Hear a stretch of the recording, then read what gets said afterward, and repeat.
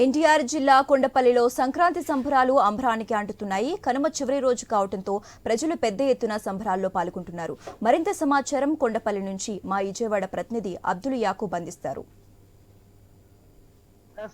మూడో రోజు ఈ రోజు కనుమ కావడంతో పెద్ద ఎత్తున సంక్రాంతి సంబరాలు అంబరానికి అంటినాయి అని కూడా చెప్పుకోవచ్చు. పెద్ద ఎత్తున అంటే మనం విజువల్ లో కూడా చూపించే ప్రయత్నం కూడా చేద్దాము. పెద్ద ఎత్తున ఇక్కడికి వచ్చి తమ సాంప్రదాయం ప్రకారం చేసుకునే ఈ పండుగ కార్యక్రమంలో పాల్గొన్నారు. దీంతో పాటు మహిళలు కూడా ఇక్కడికి రావడం జరిగింది. ఇక్కడ పక్కన కోడి పందాలు కాకుండా మిగతా ఆట పోటీలు కూడా ఈ నిర్వాహకులు నిర్వహిస్తున్న పరిస్థితి. అయితే ఏమేమి ఆటలు నిర్వహించారు ఏంటి అనేది కూడా తెలుసుకునే ప్రయత్నం చేద్దాం. మనతో పాటు శ్రీనివాస్ గారు ఉన్నారు. చెప్పండి, ఈ సంక్రాంతి సంబరాలు ఈ కొండపల్లి వాతావరణంలో ఏ విధంగా నడుస్తుంది? చాలా పద్ధతి ప్రకారం ఆంధ్రప్రదేశ్ లో సంక్రాంతి పండుగ అనేది మన ఆంధ్రప్రదేశ్ ప్రజలందరికీ ఒక చాలా పెద్ద పండుగ. ఎందుకంటే ఎక్కడి నుంచో మనం సంవత్సరాల తరబడి జాబులు చేసుకుంటూ ఎక్కడెక్కడో విదేశాలకు వెళ్ళి ఇంకో బయటకు వెళ్ళి జాబులు చేసుకుంటూ మన పండుగ అంటే సంక్రాంతి.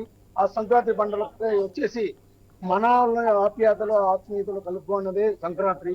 అలాంటి సంక్రాంతి పండుగలో ఈ చిన్న ప్రతి ఊరిలో సంప్రదాయకమైన ఆటలు ఉంటాయి, సంప్రదాయకమైన పోటీలు ఉంటాయి.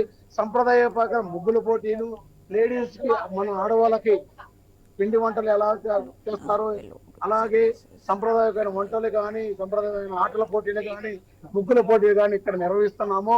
నెక్స్ట్ కోడి పందాలంటవా సంప్రదాయం. ఇప్పుడు మద్రాసులో ఉంది జల్లికట్టు, వాళ్ళ సంప్రదాయం. అలాగే తెలంగాణ బతుకమ్మ ఒక సంప్రదాయం. అలాగే మన ఆంధ్రప్రదేశ్ లో కోడి పందాలు అనేది జస్ట్ ఒక ఎంజాయ్మెంట్ కోసం లేకుండా సక్రమమైన ఎంజాయ్మెంట్ కోసమే. ఇది వేరే వర్షం ఏం లేదు. గ్రామ పెద్దల సహకారంతో, అందరి సహాయ సహకారాలతో ఇలాంటి కార్యక్రమాలు అందరూ కలిసి చేసుకుంటున్నాం. ఎటువంటి వివాదాలు కానీ, ఎటువంటి అభ్యంతరాలు అంటే గత సంవత్సరం కన్నా ఈ సంవత్సరం ఏ విధంగా ఉంది? గతంలో కరోనాతో కొంత ఇబ్బంది పడింది ఉంది. తర్వాత ఈ సంవత్సరం అప్పటికి ఇప్పటికి పోల్చుకుంటే ఏ విధంగా ఉంది? చాలా తేడా ఉంది.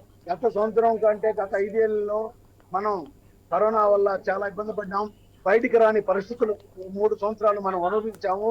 తర్వాత నెక్స్ట్ లాస్ట్ పీరియడ్ 2024, 2025 వచ్చి సంక్రాంతి అంటే మనం చూసాం కొన్ని మీడియాల్లో కొంతమంది వ్యక్తులు, కొంతమంది నాయకులు ఎంత అసభ్యకరంగా పెట్టారు.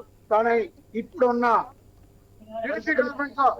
పరిస్థితుల్లో, ఇప్పుడున్న ప్రభుత్వంలో ఇలాంటి అసంఘ కార్యక్రమాలు జరగకుండా సాంప్రదాయమైన కార్యక్రమాలు జరుగుతున్నాయి.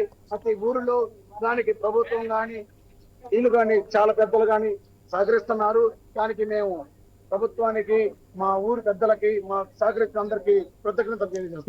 ఇది ఓవరాల్ గా చూసుకుంటే ఇక్కడ ఈ 3 రోజుల పాటు సాంప్రదాయ ప్రకారంగానే కోడి పందాలు, అదేవిధంగా అన్ని ఆటపాటలు కూడా నిర్వహిస్తాము, ముగ్గులు పోటీలు కూడా నిర్వహించాము అని కూడా నిర్వాహకులు చెప్తున్నారు. మరి కొంతమంది ఉన్నారు, వాళ్ళు ఎక్కడి నుంచి వచ్చారు ఏంటి అని కూడా అడుగుతున్నారు. సార్, ఎక్కడి నుంచి వచ్చారు?